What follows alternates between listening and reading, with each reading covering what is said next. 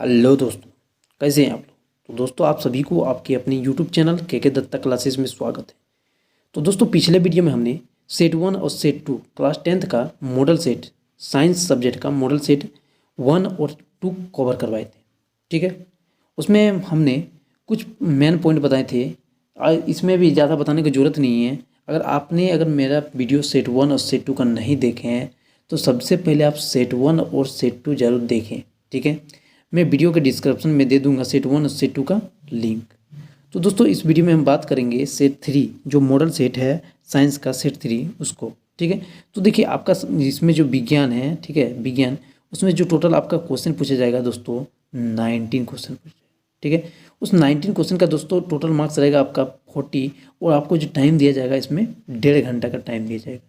ठीक है, तो आपका जो सेट 3 का क्वेश्चन है दोस्तों किस प्रकार से पूछा गया है आपको इस वीडियो में देखते हैं, वो आप देखते हैं। ठीक है, तो चलिए अब वीडियो स्टार्ट करते हैं। अगर दोस्तों वीडियो पसंद आएगा तो लाइक कर दीजिएगा, कमेंट कर दीजिएगा, और चैनल पर नए हैं तो चैनल को सब्सक्राइब करके बेल आइकन की घंटी को बजा दीजिएगा। तो चलिए वीडियो को स्टार्ट करते हैं। तो देखिए दोस्तों, आपके सामने सेट 3 का क्वेश्चन नंबर 1, विभवांतर का एसआई मात्रक क्या है, उस उपकरण का नाम बताएं जो चालक के टर्मिनल के बीच विभवांतर को बनाए रखने में मदद करती है। तो दोस्तों, विभवांतर का जो एसआई मात्रक होता है आपका वोल्ट होता है, और जो इस उपकरण का नाम बताइए जो चालक के टर्मिनल के बीच विभवांतर को बनाए रखने में मदद करता है, तो वो दोस्तों सेल यानी कि बैटरी है। ठीक है, तो यही थे आपका आंसर। तो देखिए दोस्तों, आप सेकंड क्वेश्चन देखते हैं। सेकंड क्वेश्चन क्या दिया गया है। तो दोस्तों, सेकंड क्वेश्चन दिया गया है कि ए मीटर का प्रयोग कौन सी भौतिक राशि में प्रयोग की जाती है, इसे विद्युत परिपथ में किस क्रम में जोड़ा जाता है। तो दोस्तों, एमीटर को प्रयोग कौन सी राशि में किया जाता है, विद्युत धारा में किया जाता है, और इसको दोस्तों श्रेणी क्रम संयोजित किया जाता है।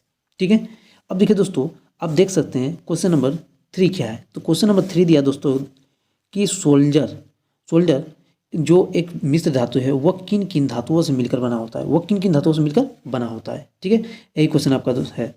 तो दोस्तों, वह जो शीशा और टीन से बना होता है। अब देखिए दोस्तों, शीशा और टीन, अगर मान लीजिए आप शीशा को लिखते हैं तो शीशा को आप पीबी लिख सकते हैं। ठीक है, और टीन को आप एसएन लिख सकते हैं, इसका संकेत सूत्र होता है। ठीक है, तो अब देखिए दोस्तों, अब देख सकते हैं आप क्वेश्चन नंबर 4 क्या लिखा गया है।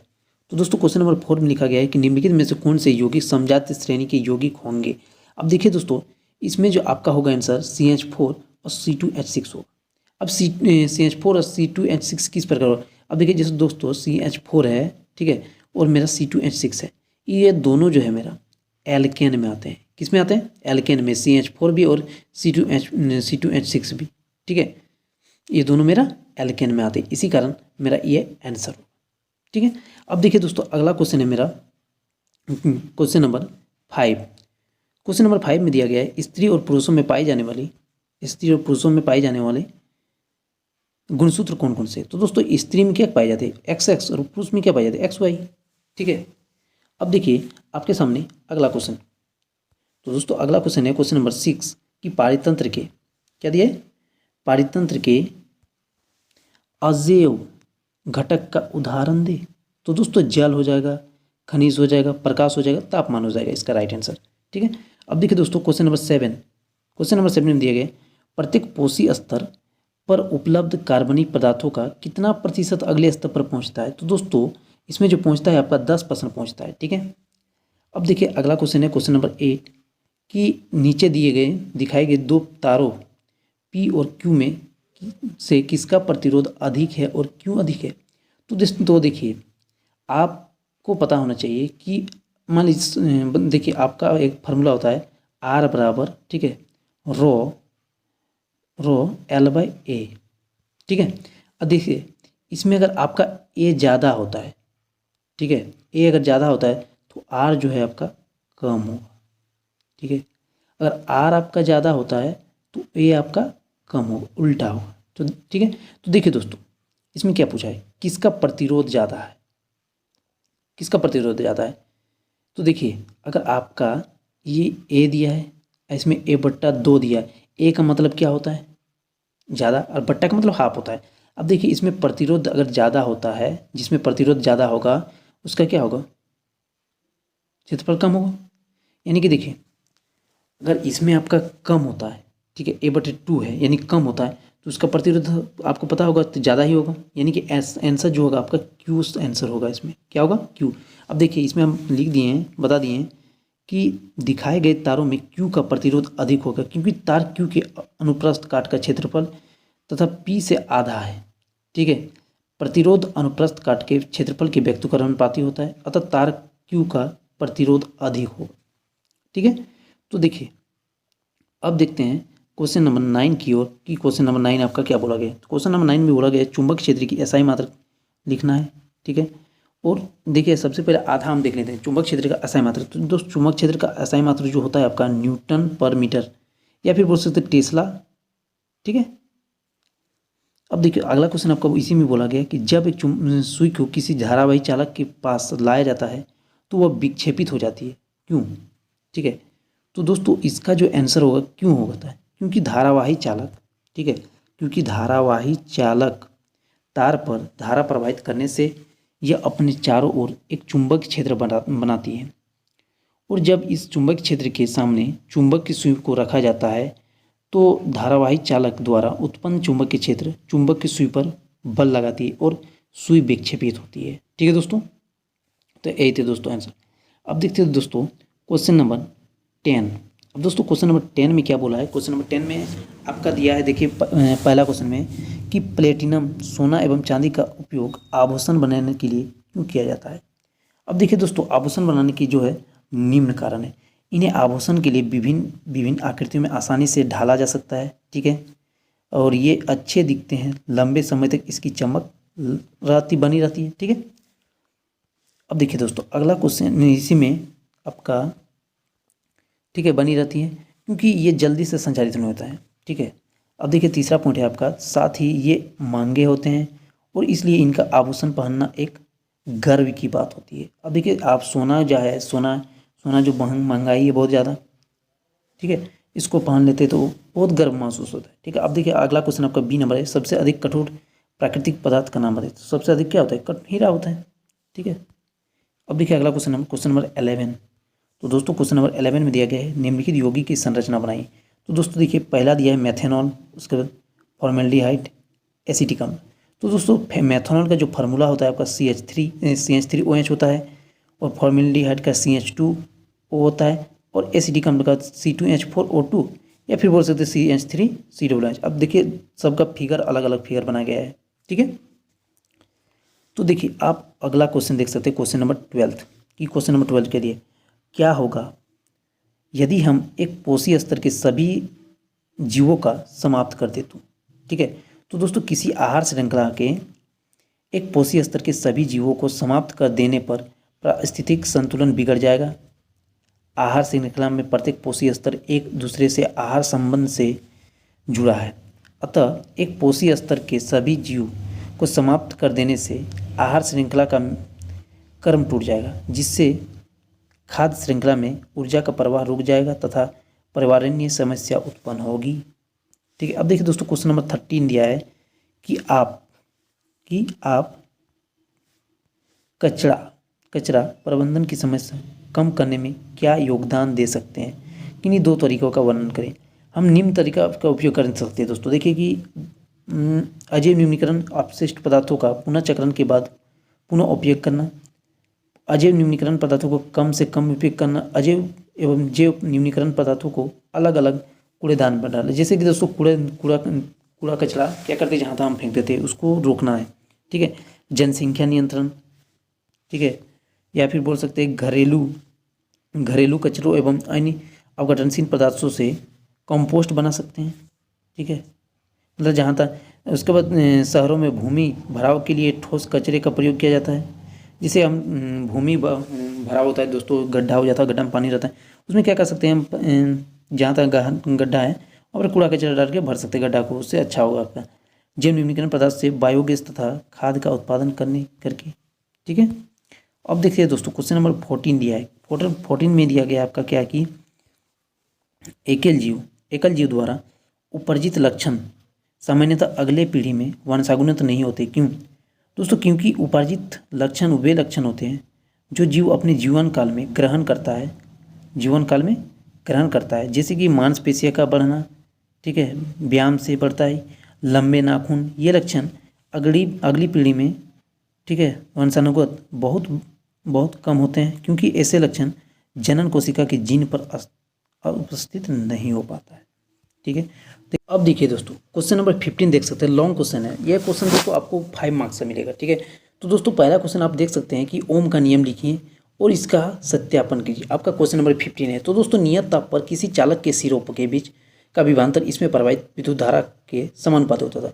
तो देखिए दोस्तों, इसमें लिखा गया है भी समानुपाती व्यक्त अनुपाती आई, नीचे में लिखा है भी इक्वल टू फार्मूला होता है आई बराबर आई आर। ठीक है, भी बराबर आई आर, जिसमें दोस्तों आई जो इसमें आपका है वो आपका विद्युत धारा है। ठीक है, और आर आपका नियतांक यानी कि कांस्टेंट है, और भी आपका विभवांतर है। ठीक है, देख सकते हैं। ठीक है, तो देखिए दोस्तों, ये आपका ओम का नियम का एक फिगर दिया गया है। ठीक है, इसमें भी क्या है सब आपका दिया गया। तो दोस्तों माना एक परिपथ में बैटरी कुंजी, ठीक है, बैटरी कुंजी दोस्तों जैसे कि आप स्विच बोल सकते हैं, प्रतिरोध, एमीटर, वोल्ट मीटर तथा परिवर्ती प्रतिरोध आरएच, ठीक है, चित्र से सजाया गया है, ये सब लिया गया है इतना। ठीक है, अब जैसे ही परिपथ में कुंजी को ऑन किया जाता है, मतलब स्विच को जैसे ही ऑन किया जाता है, तो परिपथ में धारा प्रवाहित हुई, एमीटर द्वारा धारा का ए से एवं वोल्ट मीटर द्वारा विभवांतर भी से अंकित करता है। मतलब देखिए दोस्तों, जैसे ही आपका स्विच ऑन करता है तो आपको क्या होता है, स्विच ऑन किए, अब धीरे धीरे आपका कहाँ, जहाँ पर बल्ब जलता है वहाँ तक धीरे धीरे पहुँचता है। अचानक तो नहीं पहुँचता है। ठीक है, अचानक तो नहीं हो सकता है दोस्तों। देखिए धीरे धीरे आपका अचानक पहले से आपका रहता है, इसी कारण आप जैसे स्विच ऑन करते हैं आपका पहुँच जाता है। ठीक है, तो देखिए आगे आपका है कि आर एच का मान, ठीक है, आर एच जो आपका लिए हैं इसमें प्रतिरोध है मेरा, ठीक है, बदलने पर धारा परिपथ में बदल जाता है। यह प्रक्रिया 4 से 5 बार दोहराया जाता है। तो प्रत्येक बार भी यानी वोल्ट दोस्तों, ठीक है, विभवांतर एवं आई का मान बदल जाता है, परंतु प्रत्येक बार भी एवं आई का मान अनुपात नियत रहता है। तो दोस्तों भी बराबर, ठीक है, भी बाई आई इजकल टू नियत, तो भी by I is equal to R, जिसमें आपका फार्मूला निकलता है भी बराबर आई आर। ठीक है, आर इसमें आपका नियतांक यानी कि कांस्टेंट है। ठीक है, अब देख सकते हैं अब क्वेश्चन नंबर 16। तो दोस्तों क्वेश्चन नंबर 16 में दिया गया है 4 प्रतिरोधक 4 ओम, 8 ओम, 12 ओम तथा 6 ओम को कैसे जोड़ा जा सकता है कि कुल प्रतिरोधकता अधिकतम है और फिर कुल प्रतिरोधक न्यूनतम हो, और सी जो है अधिकतम और न्यूनतम प्रतिरोधकता है। अब देखिए दोस्तों, इसका जो सही आंसर होगा आपका ए का जो होगा श्रेणी क्रम होगा और बी का पार्श्व क्रम होगा।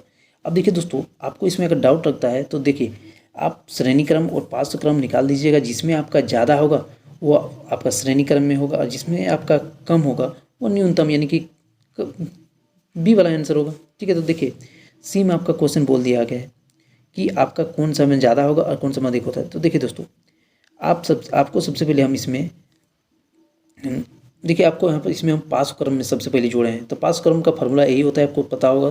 ठीक है, नहीं पता है तो आप पढ़ लीजिएगा। तो देखिए 1/R1, 1/R2, R3, 1/R4, इसमें 1/R1 का मान इतना दिया है, R2 इतना, 3, 4 का इतना। तो देखिए इसका सरल एलसीएम में कीजिएगा तो इतना आएगा, काट कीजिएगा 1.6 आएगा। ठीक है, अगर श्रेणी क्रम में जोड़िएगा, ठीक है, श्रेणी क्रम में जोड़ते हैं तो आपका इतना आता है। तो देखिए इसमें 1.6 आया था आपका, इसमें आपका 30 आया, तो इसमें आपका ज़्यादा है। ठीक है, अब देखिए दोस्तों क्वेश्चन नंबर हम देखते हैं 17 की। तो दोस्तों क्वेश्चन नंबर 17 में दिया गया है कि मिसेल क्या है, जब साबुन को जल में डाला जाता है तो मिसेल का निर्माण क्यों होता है, क्या इथेनॉल जैसे दूसरे विलायकों में भी मिसेल का निर्माण होता है। ये आपका क्वेश्चन है, क्वेश्चन नंबर 17। तो दोस्तों जब साबुन को जल की सतह में, ठीक है, जब साबुन को जल की सतह में होता है, तब साबुन के अणु में उपस्थित जलरागी एवं जल विरागी सतह अपने आप में इस तरह व्यवस्थित हो जाता है कि जल विरागी सिरा मेल की ओर, ठीक है, मेल की ओर, जबकि जल विरागी सिरा का जल की ओर, जिससे मेल का अपने केंद्र में चित्र अनुसार एकत्रित होता है। देखिए दोस्तों, आपका बीच वाला जो है मेल है, फिगर देख सकते हैं। ठीक है, मेल मतलब गंदा दोस्तों। ठीक है, ठीक है, अब जैसे ही आप मान लेते हैं आप मार्जक का यूज़ करते हैं। ठीक है, बीच बीच में रहता है, क्या करता है, चारों तरफ से घींच लेता है गंदा को। ठीक है, और क्या करता है, निकाल देता है। ठीक है, यही है। तो इथेनॉल जैसे विलायकों में साबुन अणु धुल जाते हैं और मिसेल का निर्माण नहीं होता है। ठीक है दोस्तों, अब देखिए दोस्तों अगला क्वेश्चन है क्वेश्चन नंबर 18। तो दोस्तों क्वेश्चन नंबर 18 में पहला क्वेश्चन है, वंशागुरित लक्षण से आप क्या समझते हैं।